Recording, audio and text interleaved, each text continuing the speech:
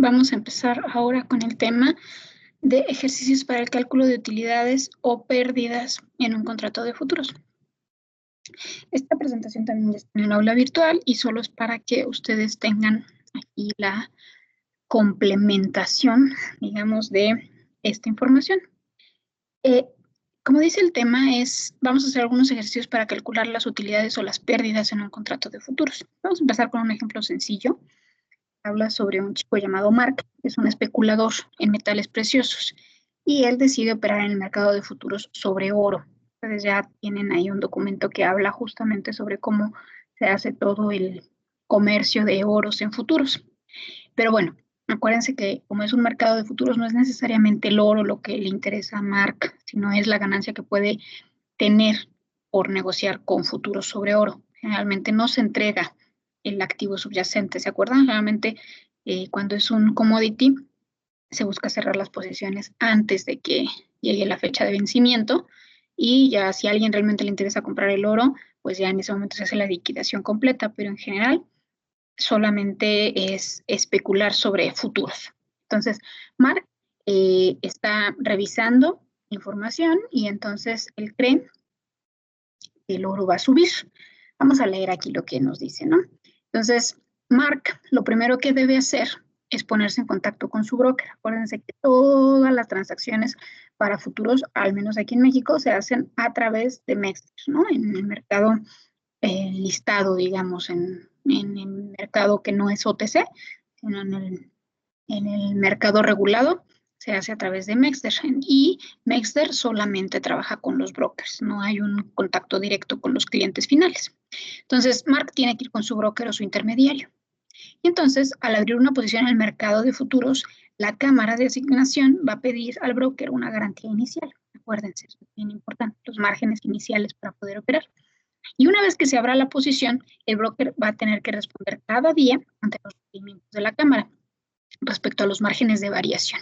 Esto va a ser lo que es la liquidación diaria. Para la cámara, Mark no existe, acuérdense. Es el broker. La cámara solo va a tener contacto con los intermediarios, con los brokers o los socios liquidadores aquí en México o los que se le llaman operadores. ¿Se acuerdan que lo vimos? Bueno. Entonces, la relación jurídica en el mercado de futuros siempre va a ser entre la cámara y el broker. Y la relación entre el broker y el cliente se rige por un contrato de representación. Aquí en México también es muy similar. Una de las cláusulas es que el cliente debe realizar una provisión de fondos al broker para que esté en su nombre opere en el mercado de futuros. Y generalmente los brokers exigen una provisión de fondos para aceptar operar en nombre del cliente, de como mínimo 2 veces el depósito por posición que solicita la cámara. Para que lo tengan en cuenta. Esto es como un dato cuando ya vayan a operar realmente. Entonces, la Cámara de Compensación pide un margen inicial para operar y su broker les va a pedir el doble, ¿no? Así pues, Mark va a abrir una cuenta con una provisión de, por ejemplo, $14,000. Después de analizar el mercado del oro, Mark cree que este metal tiene un gran potencial de subida. Quiere decir que Mark cree que va a la alza. Si decimos que un bien subyacente o creemos que un bien subyacente va a la alza, ¿qué tenemos que hacer? Abrir una posición larga o una posición de compra, ¿se acuerdan? En futuros sobre oro. Y el 20 de junio, a primera hora de la mañana, da la orden de compra a su broker y este le confirma la siguiente operación. Compra de un contrato de oro, vencimiento agosto, 1,553.40 por onza. Fíjense bien en las fechas, ¿sale? El vencimiento es hasta agosto y está a 1,553.40 por onza. El nominal del contrato de futuro sobre oro en el COMEX de Nueva York es de 100 onzas. Así pues, Mark se ha comprometido a comprar 100 onzas de oro. Si cada onza está en 1,553.40, bueno, él va a comprar 100 onzas. Obviamente, acuérdense que hay un apalancamiento, no va a pagar todo lo que representan las 100 onzas. Y la fecha de vencimiento es el 14 de agosto. Esto es para abrir la posición larga. Y la cámara le va a exigir al broker $7,000 de garantía inicial. Entonces, acuérdense, si tuviera que pagar por las 100 onzas, tendrían que ser la multiplicación de 1,553 por 100, ¿no? Entonces serían 105,000 dólares, ¿no? pero no están alrededor de $105,000, es multiplicar esta cantidad. No se está pidiendo eso porque la garantía inicial oscila entre un 2 a un 10% dependiendo de la posición. Aquí les está pidiendo como un 7 y algo por ciento, ¿no?, de garantía inicial para el broker, pero el broker le va a pedir a Mark el doble de lo que le pide la cámara. Entonces a Mark dijimos que le pide $14,000, como vimos en la diapositiva anterior.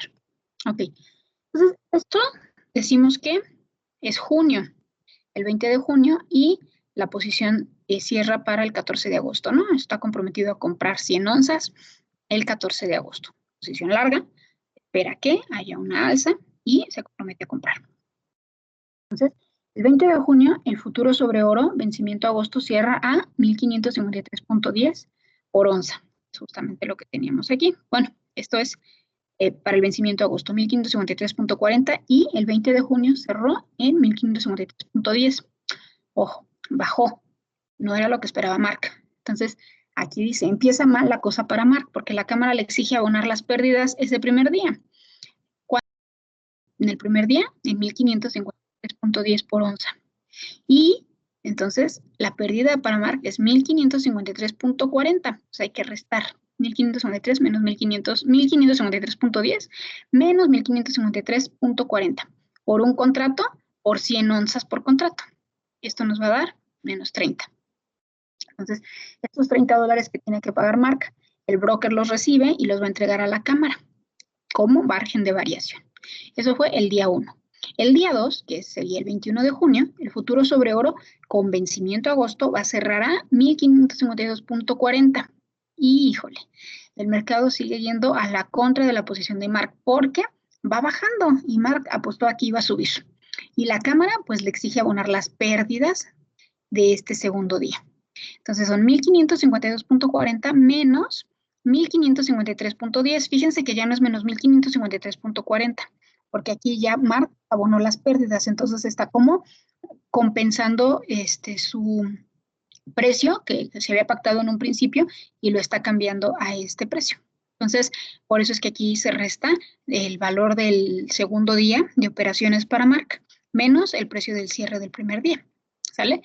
Y por un contrato, por 100 onzas por contrato. Entonces, Mark tiene que pagar $70 por margen de variación al broker, y el broker se lo paga a la cara. Wow, pues van las cosas mal para Mark estos 2 primeros días.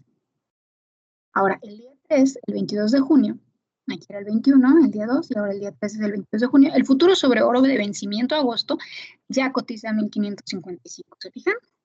De 1,553 se me fue a 1,555 por onza. Mark ya se cansó, le latía el corazón mucho, y le da un infarto. Entonces decide cerrar la posición a ese precio y vende un futuro sobre oro, vencimiento agosto, a $1,555 por onza. Un gran día para Mark, porque su broker recibe de la cámara $260 de margen de variación, que es el resultado de esta diferencia, ¿se acuerdan? Con 1,555, que es el precio de cierre de este día, menos el precio de cierre del día anterior, que era 1,552.40. Y entonces, por un contrato que son de 100 onzas por contrato, me da los $260. Entonces, la cámara también le va a devolver la garantía por posición inicialmente aportada de $7,000 al broker. El resultado final es un beneficio de $160 sin tener en cuenta las comisiones que pueda haber en la operación. ¿Vale? ¿Por qué $160? Ok, eso se los voy a dejar a ustedes de tarea. Chéquenlo. Deben de por ahí leer bien, porque algo está ahí para que lo lean entre líneas. Y me comentan de por qué son $160 de ganancia. Ok. Pensemos ahora en el efecto de apalancamiento de la operación realizado por Mark. El compromiso adquirido por Mark en dólares o valor total del contrato, aquí es el valor del contrato, el día 1, 20 de junio, es de 1,553.40 por onza por contrato. Entonces, eso me da 155,340. Esta notación aquí con comas, es española esta notación, entonces, bueno, ya acuérdense que las comas y los puntos cambian. Entonces, es decir que Mark se comprometió a comprar oro por un valor de $155,340 y la Cámara solo le pide $7,000 de garantía inicial, o sea, un 4.5% sobre el valor total del contrato. Las garantías iniciales suelen oscilar entre un 3 y un 10% del valor total del contrato. Ello significa que existe un efecto de apalancamiento. Esta palabra es importante que la tengan. Es muy importante. Bueno, aquí dice, existe un efecto de apalancamiento importante en las operaciones de futuros y se exige como garantía inicial una cantidad relativamente pequeña en comparación con el compromiso monetario adquirido. Aquí está el ejemplo, ¿no? 7,000 contra 155,000, lo que produce que las oscilaciones en el precio del subyacente repercutan más que proporcionalmente en el beneficio o pérdida de la operación en futuros. En el caso de Mark, el oro en 3 días ha subido un 1.103%, o sea, él empezó como a cotizarlo en 1.553.4 y subió a 1.555. Entonces, ¿cuál es la variación? Pues es un 1.103, pero él ha ganado en términos muy brutos un 2.286%, porque ganó $160 de 7,000 que invirtió. Es decir, 22.19 veces más. El cociente entre 2.286 y 0.103. Sin embargo, si el oro hubiera bajado 0.103, el efecto de apalancamiento actuaría de igual forma, pero con signo contrario, y Mark hubiera perdido 2.286% solamente en 3 días. ¿Vale? Y este es un ejemplo muy sencillo. El que sigue está un poquito más como para pensarlo. Les voy a pedir que lo veamos en el siguiente video. Pero entiendan bien de dónde salen estos datos para que puedan continuar con el ejemplo siguiente de esta presentación. ¿De acuerdo? Bien, ¿de dónde salieron los $160? ¿Y de dónde salieron los 7,000? Y cómo salen todas las cifras vistas en este ejemplo. ¿Okay? Voy a dejar de presentar y voy a empezar a grabar el siguiente video para que lo vean.